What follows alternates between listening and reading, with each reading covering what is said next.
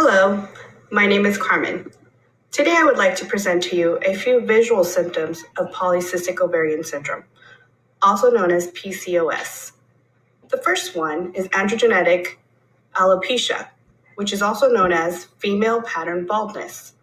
The second is hirsutism, which is unwanted hair on your face, your chest, and on your back.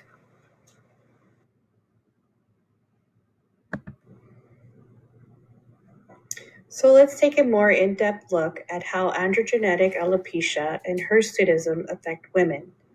Firstly, alopecia and hirsutism are both superficial symptoms that either decrease or increase hair on certain areas of a woman's body.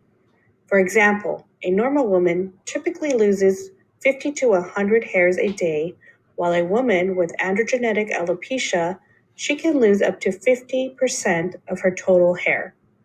While hirsutism, on the other hand, causes a woman to gain unwanted facial hair in areas such as her chin or upper lip. They can also have unwanted hair on their chest and or back.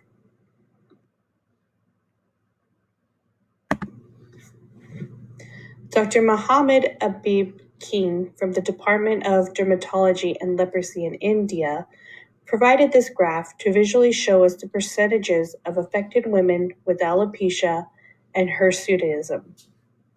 As you can see, hirsutism, which is displayed in blue, is almost double that of women with alopecia. You can definitely see the significance and impact hirsutism and alopecia has on women.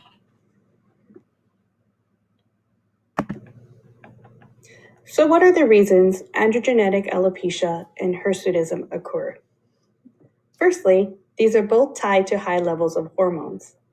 As you can see in the graph, women who have these symptoms have an increased amount of testosterone and or an imbalance of other hormones.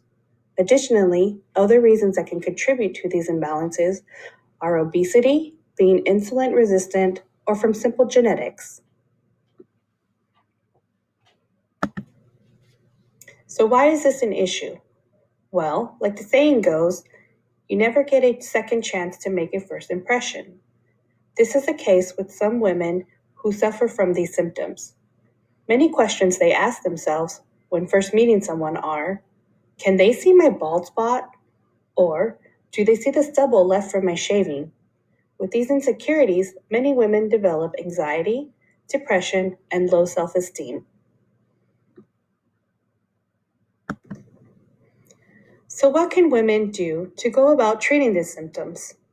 Some examples include birth control that contain estrogen to help lower testosterone, diet and exercise, which can help control and lower insulin levels, or prescribed medication such as metformin and spironolactone.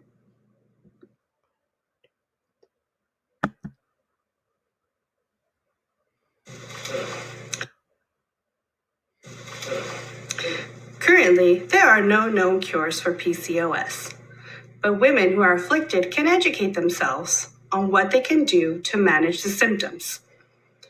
With PCOS, there are obviously more symptoms associated with it, but the reason why I chose to present these two symptoms is because I have been managing one of them for over 9 years. Thank you so much for taking the time to listen to my presentation, and I hope this brings light to those of you who are suffering and an understanding to those who do not suffer, but may know someone who does.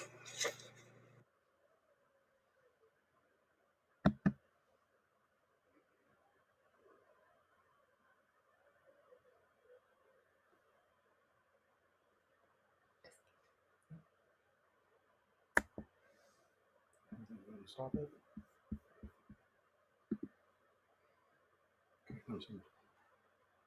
Stop.